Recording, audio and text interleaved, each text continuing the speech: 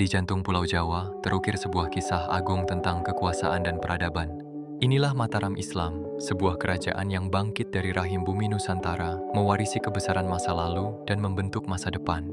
Sebelum Mataram, Jawa telah menyaksikan pasang surut kerajaan-kerajaan besar. Namun, Mataram Islam hadir dengan nuansa baru, memadukan tradisi Jawa yang kaya dengan nafas keislaman yang kuat. Pada akhir abad ke-16, di tengah gejolak politik dan perebutan kekuasaan yang mengiringi keruntuhan Pajang, lahirlah sosok visioner, Sutawijaya yang kemudian dikenal sebagai Panembahan Senopati. Dengan keberanian, kecerdasan militer, dan dukungan spiritual, ia berhasil mempersatukan wilayah-wilayah kecil di Jawa Tengah. Dari Alas Mentaok, sebuah hutan belantara yang diubah menjadi pusat pemerintahan, ia mendirikan pondasi sebuah kerajaan baru yang berlandaskan ajaran Islam, yaitu Kerajaan Mataram Islam. Ia adalah sang pendiri, membawa harapan baru bagi rakyat Jawa.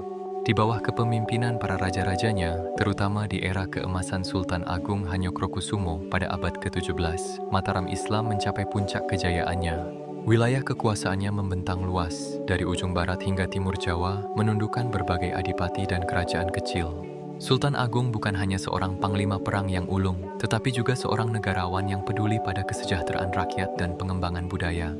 Ia menyusun undang-undang, mengatur sistem pertanian, dan bahkan berani melawan dominasi VOC, Verenigde Oost-Indische Compagnie, yang mulai menancapkan pengaruhnya di Nusantara. Di masa inilah seni, sastra, dan arsitektur Islam Jawa berkembang pesat.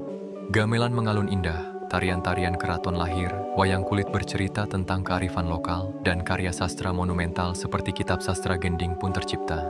Sultan Agung juga memperkenalkan penanggalan Jawa Islam yang memadukan kalender Saka dan Hijriah. Islam semakin kokoh tertanam dalam setiap sendi kehidupan masyarakat, menyatukan spiritualitas dengan tradisi Jawa yang adiluhung, menciptakan sebuah identitas budaya yang unik dan mendalam. Namun kejayaan tak selamanya abadi. Setelah Sultan Agung wafat, Mataram mulai menghadapi tantangan berat. Konflik internal suksesi dan intervensi VOC semakin melemahkan kekuasaan kerajaan.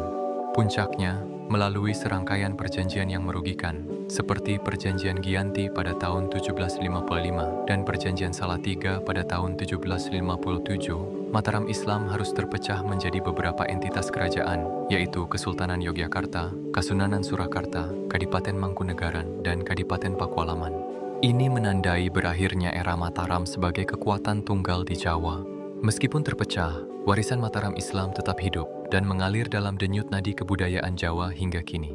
Nilai-nilai filosofis, kesenian, bahasa, dan bahkan struktur sosial yang dibentuk selama berabad-abad oleh Mataram masih menjadi tulang punggung identitas Jawa dan bagian tak terpisahkan